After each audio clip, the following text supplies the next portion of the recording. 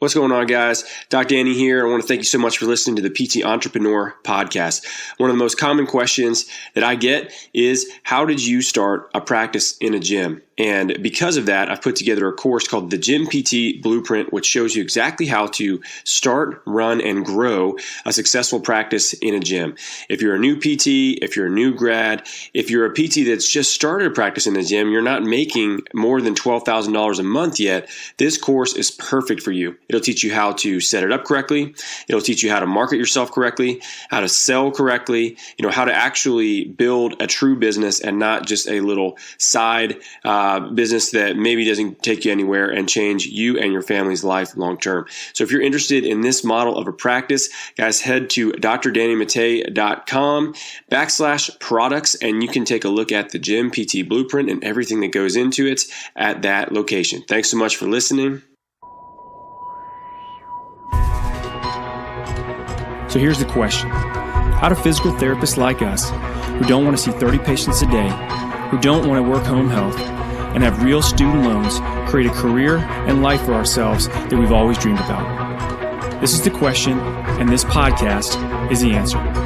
My name's Danny Mattei, and welcome to the PT Entrepreneur Podcast. What's going on, guys? Doc Danny here with the PT Entrepreneur Podcast. And today I want to get into a topic, that I've gotten a lot of questions on from the mastermind group that I work with. So I started a mastermind group, and I closed it, by the way, so it's not open right now. So if you are interested, sorry, there's no slots currently, but this is a small group of cash practitioners that I wanted to get together where we could do some kind of education, mentoring, and then also come together and do a mastermind event together to where they can all meet each other and engage and learn from each other. And I've gone to these and I still go to these and I just get so much out of it that I wanted to do one for this specific group. Now, that being said, what it's also allowed me to do is spend a good bit of time with our population, our kind of entrepreneurial practitioner population in this cash model, and really delve into some of the significant problems that many practices run into. And across the board, every single person that I've talked to in our group has had the same problem of, I need more patients per month. I think this is a common problem for any practice of any sort, whether they take insurance or not, across the board. Could be a dentist, a surgeon, a physical therapist, whatever.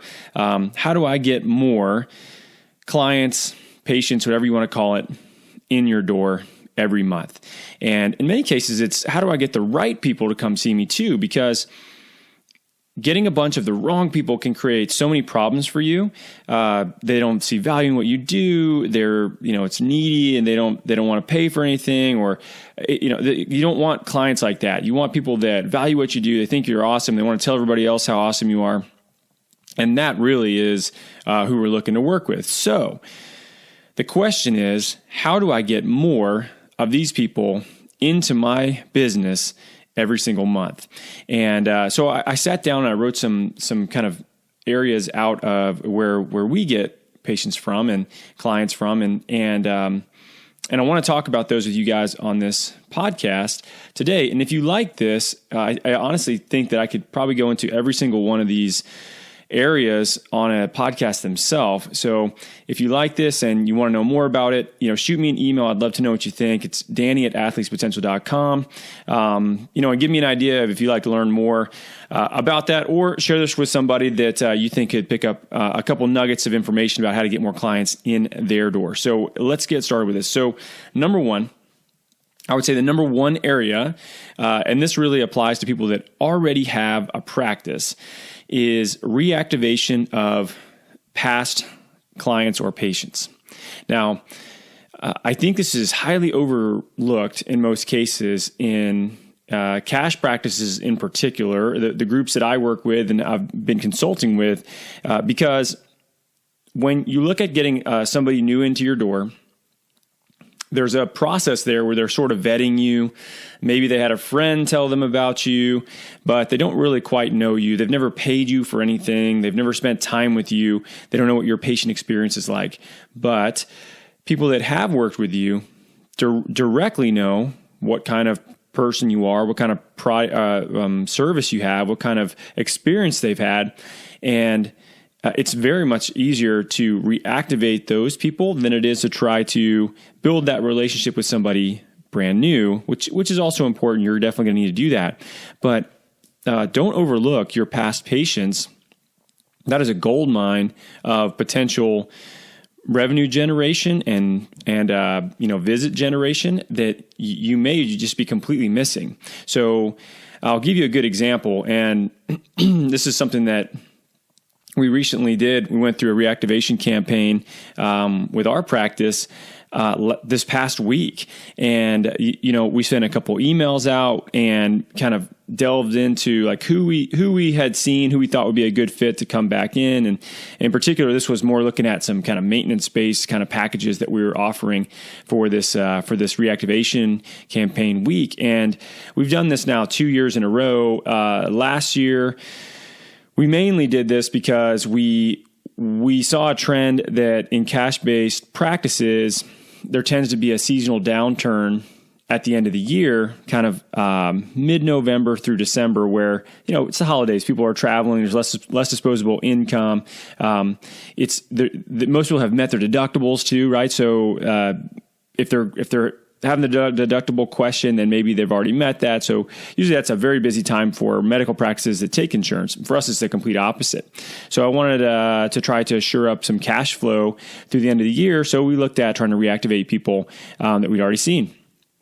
And in terms of really prepaid visits. So we did this last year and had a good turnout on it. Actually, we ended up reactivating quite a few of our old patients and ended up generating about, I guess, $15,000 to $20,000 in revenue in a week, which is a lot of money for anybody, for the most part. But really, for our business, that was great. At the time, that was maybe a little less than a month's worth of revenue. So we generate that in a week, reactivating our prior patients, and we didn't have to go out and find new people. We just got in touch with the people that we've already seen, and maybe they just kind of forgot about us, or they were like, what, I've been meaning to call you, and now that turned into revenue for us. This year we had an even better turnout. We did this last week. We even picked a bad week because we didn't realize, but Atlanta Public Schools was on fall break, so many of our clients that have kids were probably out of town, and so anyway, regardless of that, we were able to reactivate more than we did the year before that. And actually, between the packages that we had, generated around $50,000 in revenue in a week for our business, which is a significant amount of money in terms of prepaid visits and a huge spike for our cash flow, which would be great through the end of the year because we know there's going to be less visits where people are going to come in compared to the beginning 6 months of the year. And that's great because that shores up our cash flow to the end of the year. We reactivate people kind of over a long-term period. And these are people that already knew us. I mean, the marketing costs, the cost for acquisition for this was zero. I mean, literally, we didn't spend any money on advertising, any money on any paid ads of any kind. It was emails, a couple emails and some calls, and that was it. And $50,000 later, that's pretty awesome. If I had to try to generate $50,000 in revenue with some sort of paid advertising or some sort of in-person work, man, that would be really expensive and time consuming. That'd be really hard to do. So do not undervalue the value, I guess is a good way to put it, of your previous clients and patients, right? They are the most easy people to get to come back in, and they already know, like, and trust you. Maybe they've just kind of forgotten how awesome you are, or that they've been meaning to come see you, but they've gotten busy. So reaching back out to them is one of the best ways to go about it. Now, number 2 is in-person events. This is something for us that's a staple of our practice. We do in-person events consistently. We try to do a few every month, and every time we do a new in-person event, we get patients from it. But we also develop relationships really well with this because we're teaching these people really actionable, high-value things. It's not like we're just going in and pitching them. We're going in and we're educating them on something for an hour, and then we hang out and we talk to them if they have any questions, and we're developing a relationship. So even if they don't come see us right away, we've had people that come in 2 to 2.5 years later. They just follow our newsletter that finally, they tweak something. They wanted to be seen for it. And we're the first people they thought of because, we've developed this relationship with them. So events are great. So you can get out to, local gyms. You can go to local businesses. You can go teach at different groups, this kind of community groups. You can be really creative with this. We've taught anywhere from like florist shops. It was a group that was here locally in Atlanta that was having back pain issues with picking up like buckets of water with flowers in it, all the way up to, like corporate facilities in terms of like corporate gyms where we've talked to their trainers, about injury prevention stuff or whatever it is that they want us to come in and talk about, and anywhere in between. And every time that we teach, I can't say that it's ever been a waste of my time to go and teach somewhere, even if it's a small group, because I get in front of people, I get to leave an impression on them and develop a relationship with them. And it always it comes back to you eventually. If you give people your time and you help them, then it'll come back to you eventually as well. And in most cases, that is in visits and patient volume. Okay, so in-person events are kind of the second area that you need to look at. Number 3 would be content. So you've heard this probably in the past. Content is king. And if you're sitting there and you have more time than you have patience, that means you have time to develop content, to put content out. And this can be a delayed gratification in many ways that people get frustrated with when, they write one blog post, they hit upload, and it goes live, and they just expect that they're going to get 20 new patients from this one blog post that they wrote about knee pain. Well, that's not necessarily going to happen, right? And that's okay. I mean, you have to look at this from your standpoint. Like when you're making a buying decision, in particular, a buying decision that involves out-of-pocket expense and potentially something that's going to be uncomfortable, you're probably not going to make a fast decision on that, unless you're right there ready to buy. You've already done your research and, you're ready. But that's a very small percent of people. That's estimated probably 3% of the people that are going to seek out some sort of help. So if you were to look at, let's say 100 people went to your website, 3 of those people are probably ready to work with you. And that doesn't necessarily mean they're going to call you, but they're probably around that stage where they're ready to leave you their information or contact request form or give you a call. Now, the other 97% of those people, they're not. So what do? Well, they go to your About Us page and they read about you and they look at what you offer and client testimonials. And then they look at your blog and they want to know a little bit about your philosophy. Maybe you got some videos, and they're Google searching the heck out of you.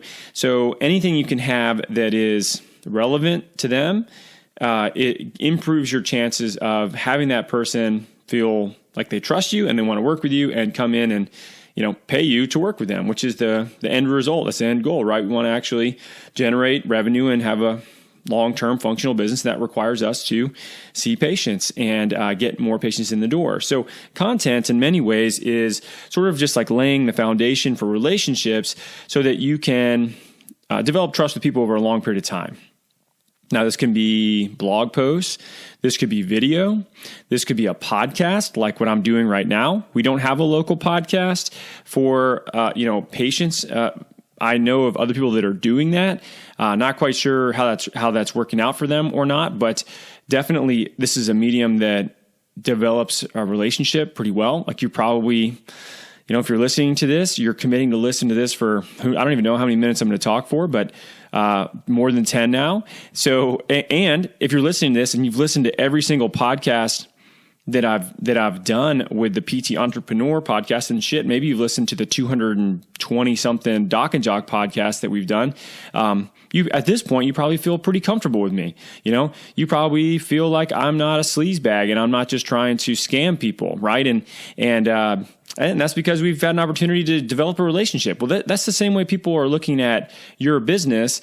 They're skeptically optimistic. They want you to be the right fit for them. They want you to be helpful, but they're not really sure if you are. And potentially they've had some bad experiences with medical staff and providers in the past. So you have to look at it from that standpoint and be patient with these individuals, because they're not always going to be ready to come and work with you right away.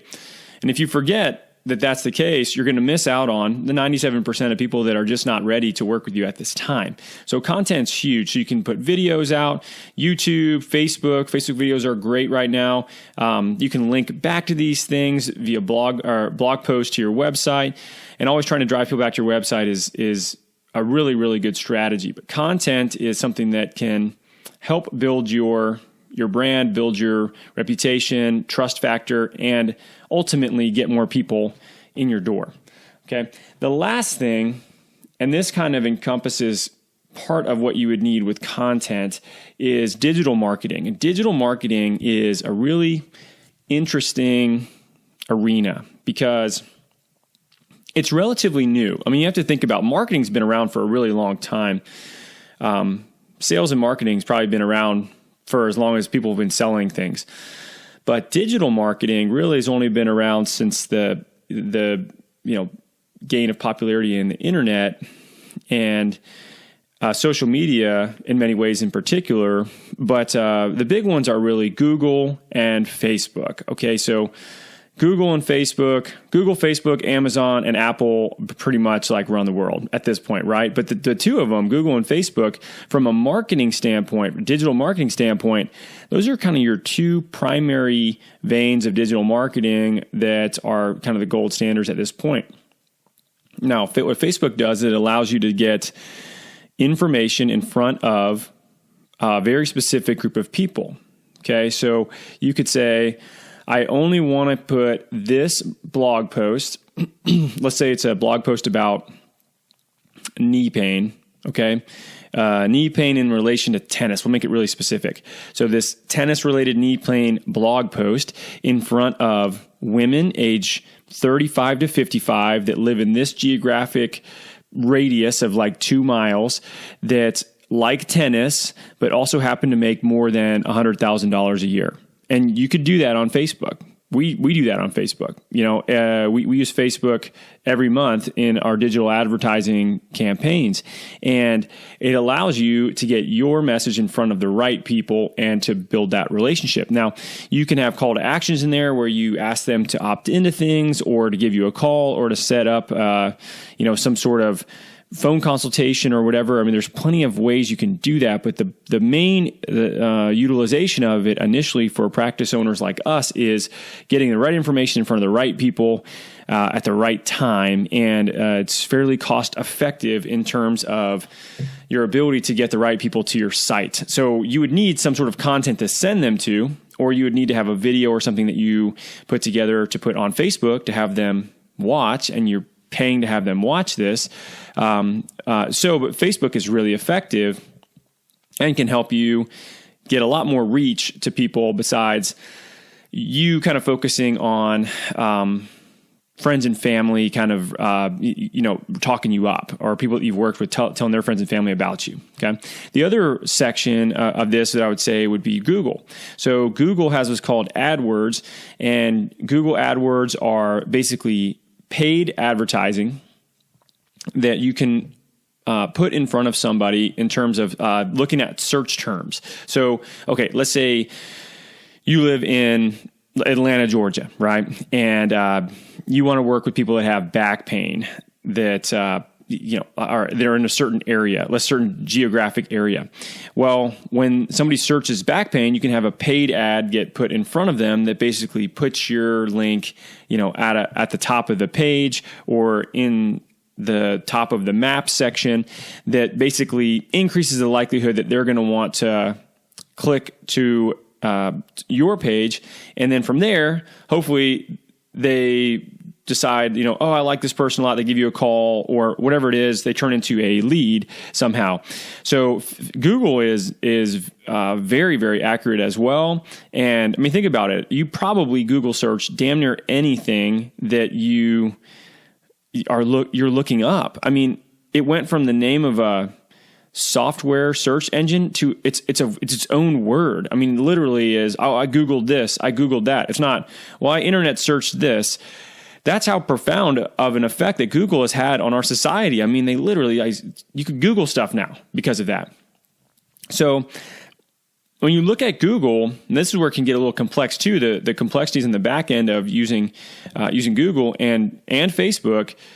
You can do it wrong and it'll waste your money, but that's user error. That's not necessarily Google and Facebook's fault, because I mean, they just do what you tell them to, right? So if you tell them to put an ad in front of the wrong person, it's still going to do it, and you still have to pay for it, but you're not going to get any return on your investment, right?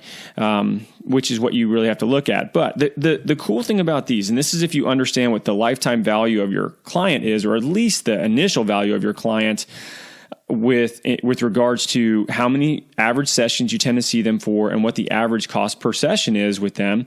So let's say your average person is worth $500 to you initially because you charge $100 an hour and you see them 5 times. Okay, we'll keep it real kind of simple, round numbers. And so let's say it's $500, and you could go on Google and let's say you could pay $100 to have an ad put in front of a certain subset of people that have, let's say, back pain again, and that that you would get, let's say, 5 leads from that, and 1 out of 5 converts to a patient with you. Okay, so you've now paid $100 to get 1 patient, which is actually pretty high. Like we don't necessarily our usual cost is much lower than that, but I'm just using this as an example. Let's say $100, but you're going to see that person 5 visits and you're going to make 500. So that's a pretty damn good return. So like, what if you and I decided that we're going to play this game, and the game was I give you $1 and you give me $5 back? Like, I would want to play that game all day, right? Well, what if you were me and you gave me $1 and I gave you $5 back? You would want to give me $1 every chance that you got, if you could continue that process, indefinitely. And with digital marketing, as you get better at it, you can actually be very consistent in terms of how much you're putting out to how much you can expect to get back, and project that into the growth of your business, right? Which is a very important thing to be able to do in terms of saying, I know I'm going to see this many people this month, and because of that, I know I need to hire this many people, or I need an administrative assistant to answer this many calls and schedule this many people. And a lot of that is predictable, much more predictable when you're doing digital advertising in particular. Now, one last thing I would say too, and I guess I would lump this into like a 5th vein of getting more patients in your door. This should definitely be in there. I take it back. It should be 5 instead of 4. So referral marketing is really the 5th one that I neglected to kind of add into this list initially. But referral marketing is also a way that you can get new clients without having to spend a ton of money and go looking for them, sort of with like digital marketing, which isn't quite as complex. So you having some sort of system in place where you try to get people that you see to send you more people like them is really effective. And, there's a couple ways to do this that are really easy. You can just honestly say, hey, I really appreciate working with you. Let's say you're discharging somebody. I would really appreciate it if you recommended us to anybody that's like you, that wants to be active, pain-free, and do more than just kind of sit on the couch. They're just looking to get more out of their life than that. Like, they want to actually live life and be active. And we're a small company. We don't have a big marketing budget like some of the other big clinics around here. I would really appreciate it if you knew of anybody like that, if you sent them our way. And it could be that simple, right? Maybe there's some sort of reward process you have in place for clients of yours that send somebody your way. You see that, and after a certain amount of people they send your way, they get a comped visit. I mean, you can be pretty complex with this, or very simple. But the referral side of things is important. You should be asking for referrals, and you should ask for it in an honest manner. Don't be creepy about it. And you can also be as complex as you want, where, you could have some sort of system dialed in where people are going to get incentivized. I know, not 24-hour fitness, what the heck's it called? Lifetime Fitness. Big ass Lifetime Fitness gyms. They're enormous. If you've ever been in one of these, they have a few of them down here in Atlanta. And these guys, it's a pretty expensive gym comparatively to other kind of more corporate global gyms. But they do lifetime cash, I believe is what it's called, where if you refer somebody to the gym and they sign up, you get like $50 or $100 of lifetime cash, which you can use to pay for your memberships or massages or your kids in little camps that they have, or whatever else, like food at the food court they have, that's there. So they do this referral program that's based on that. And I know people that go there and they're all about this damn lifetime cash. Like they haven't paid for anything for their kids ever, because they just send all their friends there and they get this lifetime cash and they use it on their kids. So that's a referral system. That's a pretty complex one, and it's a big company. But hey, we can learn a lot from people like that as well. So, think about that as well. Do you have people that you're seeing currently that you could ask, hey, do you know anybody that's like you? I don't want to see your grandma that doesn't want to be active, right? I don't want to see your brother that's just content to play video games. Give them an idea of who you're looking for. People that are like you, that are active, that want more out of life and more out of their body than the average person. And, that's who we work with, and we'd love to help them. If you know him, please send them our way, and that's about all that you need to say, and be consistent with that. And that will also help drive more patients into your business. So I hope this was helpful. I said 4, but there's really 5 kind of elements to this get more people in your door standpoint. Like I said, guys, if you like this stuff, if you want more of it, or me go kind of more depth in some of this, just shoot me an email, let me know. And if you like the podcast, man, do me a favor, head over to iTunes, leave us a review. That actually does help quite a bit in terms of getting us in front of more people. I just looked at our numbers today. I was talking to a podcast host, and we're tracking to hit over 10,000 downloads this month, which is pretty cool to see that. I mean, we started in August, so it's been less than 3 months. So we're going to be over that 10,000 downloads per month number this month, which is great. And if you like this, share it. If you know somebody that is a practice owner or thinking about doing it, share it with your friend. Tag them on social media, email it to them, whatever you want to do. Get this information out, because I think it's so important for us to have more viable, profitable cash practitioners in this country, because what we're doing is changing the way that our profession kind of does things in a very positive way, in a way that allows us to work with people the way that we should, to make a good living, to be better with the patients that are coming to see us, get better outcomes, develop long-term relationships. And it's just a really positive trend that I see in our profession. So if you're on the fence about doing a practice or starting a practice, I hope that eventually you decide to do it. I know it's kind of scary. I've been there. If you know somebody that is thinking about it or just started, please share this information with them. You guys are the reason why I put this stuff out, and I would love to help more of you. So share it if you got opportunity to, if you know somebody. I appreciate your time so much. Thank you for listening to the PT Entrepreneur podcast today.